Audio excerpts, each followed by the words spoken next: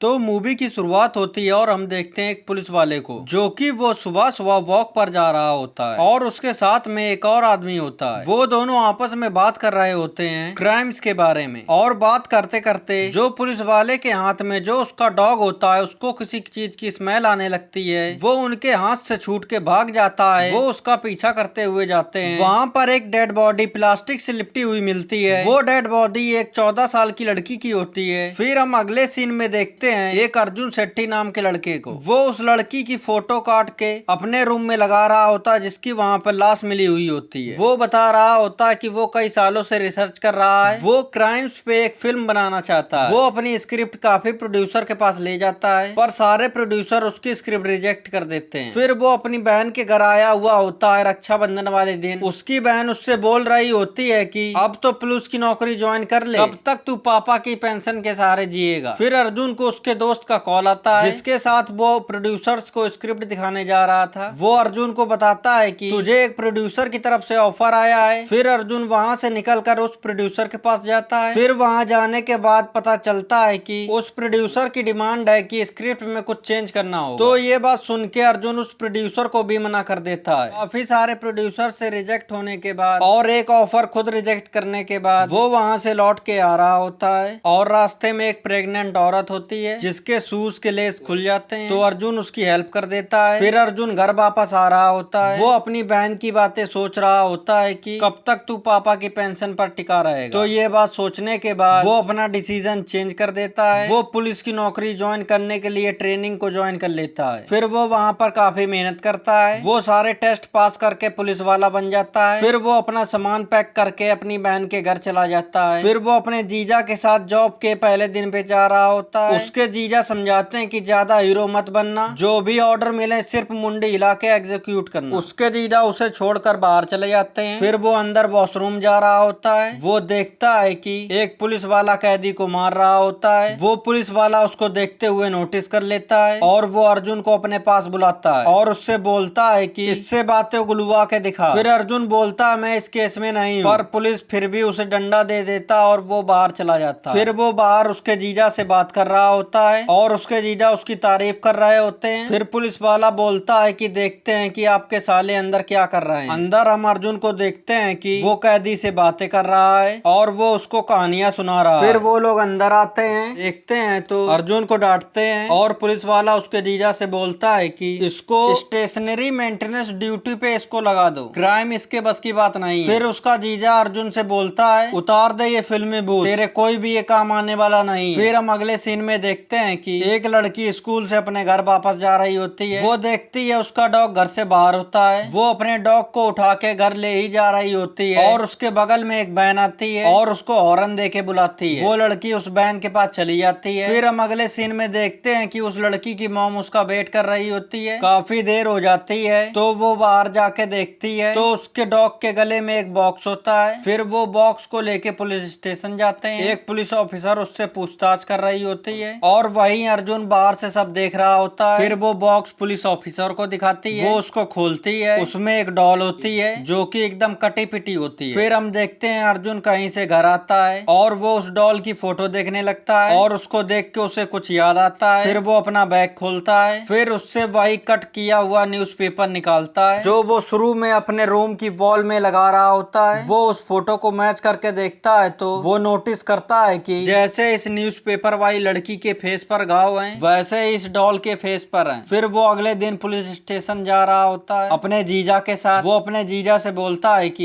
ये कोई एक किडनैपिंग केस नहीं है, आप एसएचओ से बात करके मुझे इस केस में डलवाओ। उसका जीजा उससे बोलता है कि जो इतने सालों से एक मूवी लिख रहा था वो कैसे इन्वेस्टिगेशन ऑफिसर बन सकता है, जरा कुछ तो लॉजिकल बात करो। तो अर्जुन बोलता है लॉजिक की तो सिर्फ एक ही प्रॉब्लम है, वो इमोशन का हक मार देती है। फिर हम देखते हैं कि एक इन्वेस्टिगेशन ऑफिसर मार मार के एक कैदी से पूछताछ कर रही है। वहाँ पे अर्जुन उस इन्वेस्टिगेशन ऑफिसर यही डॉल वाली बात समझाने की कोशिश करता है, पर वो इन्वेस्टिगेशन ऑफिसर उसकी बेइज्जती कर देती है और उसको दुकान एक सिगरेट लाने के लिए भेज देती है। फिर पुलिस वाले कार से जाने लगते हैं। वहाँ पे वो लोग पहुँचते हैं तो वहाँ पर उन्हें एक और डेड बॉडी मिलती है। फिर एक हॉस्पिटल में एक डॉक्टर होती है, वो उन लोगों को उस बॉडी के घाव के बारे में बता रही होती है। तो अर्जुन उससे पूछता है कि इसकी बॉडी में में भी घाव हैं, तो वो उसे बताती है कि बस फेस पर ही है। फिर वहाँ पर एक सीनियर ऑफिसर आ जाता है और उस इन्वेस्टिगेशन ऑफिसर को डांटता है। फिर वो ऑफिसर अर्जुन से बोलता है कि मैंने सुना कि आपने कुछ इंक्वायरीज की थी। फिर वो बोलता है हाँ सर की थी। तो वो बोलता है आपको कुछ मिला?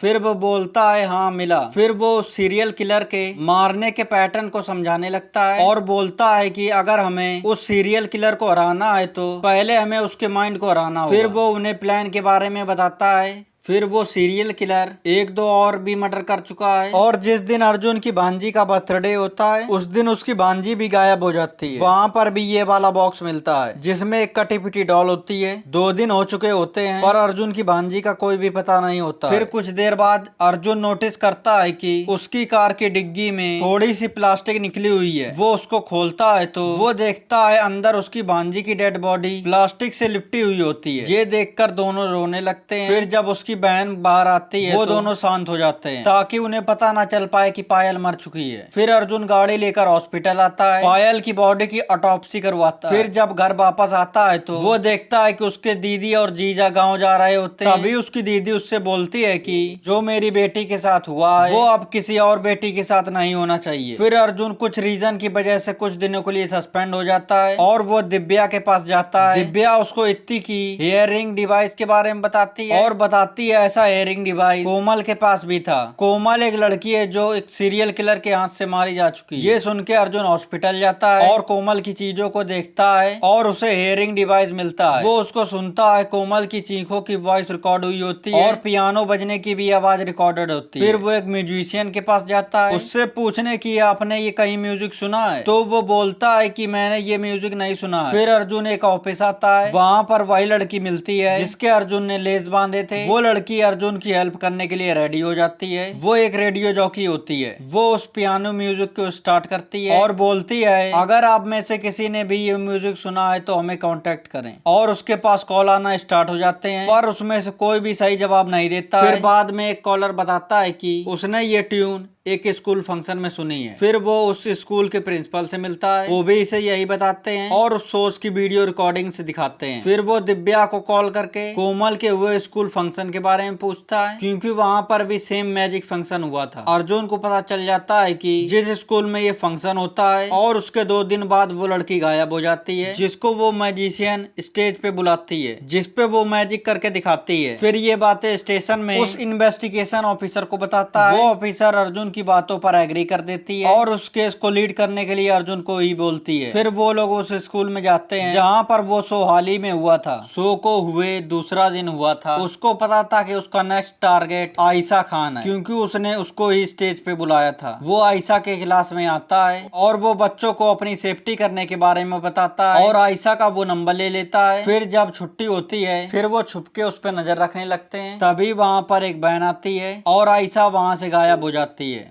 फिर जब वो आगे आके देखता है फिर वो देखता है कि आयशा खड़ी हुई होती है। फिर वो लड़की बताती है कि मैं समायरा हूँ, वो दोनों ट्विंस हैं। वो उसके बारे में पूछ के वहाँ से निकल जाता है और उसको वहाँ पर डॉल बॉक्स भी मिलता है। सारी पुलिस फोर्स आयशा को ट्रेस करने में लग जाती है। अर्जुन भी आयशा को ट्रेस कर रहा होता है और वहाँ पहुँच जाता है जहाँ पर आयशा होती है। आयशा अर्जुन को चुपके से कॉल करती है, तभी वहाँ पर वो किलर आ जाता है। आयशा विंडो से भाग जाती है। फिर अर्जुन वहाँ पर पहुँच जाता है और उस किलर से आयशा को छुटाने लगता है। किलर वहाँ से भाग जाता है। वो दिव्या के घर पहुँच जाता है। वहाँ पे अर्जुन भी पहुँच जाता है और वो मैजिशियन अर्जुन को घायल कर देती है। तब अर्जुन को पता लगता है कि वो एक लड़का है जिसका नाम क्रिस्टोफर है। क्रिस्टोफर उससे बताता है कि 12 साल पहले उसकी माँ उसको यूके से इंडिया लाई थी पर उसकी बीमारी की वजह से उससे कोई बात नहीं करता था। उसने उस टाइम एक लड़की को प्रपोज किया था पर उस लड़की ने उससे बात करना भी बंद कर दिया था जिसकी वजह से वो पागल सा हो गया था। फिर एक दिन वो लड़की उससे सॉरी बोलने आती है। फिर वो उसको वहाँ पे मार ही देता है। उसकी माँ उसका इल्जाम अपने ऊपर ले लेती है और वो जेल चली जाती है। और वो जब जेल से छूट के रास्ते में आ ही रही होती है वो एक्सीडेंट में मारी जाती है। क्रिस्टोफर ने अपनी माँ का लुक ले लिया था ताकि लड़कियां उसके पास आएं, वो उनको मार दे। फिर उसकी अर्जुन से काफी देर फाइट होती है और अर्जुन उसको मार देता है और अर्जुन दिव्या और इत्ती को लेकर चला जाता है और यहीं पर मूवी खत्म हो जाती है। तो बस आज के लिए इतना ही। अगर आपको हमारी वीडियो अच्छी लगी है तो लाइक करें और अगर आप फ्यूचर में ऐसी और वीडियो देखना चाहते हैं तो चैनल को सब्सक्राइब करें। मिलते हैं नेक्स्ट वीडियो में।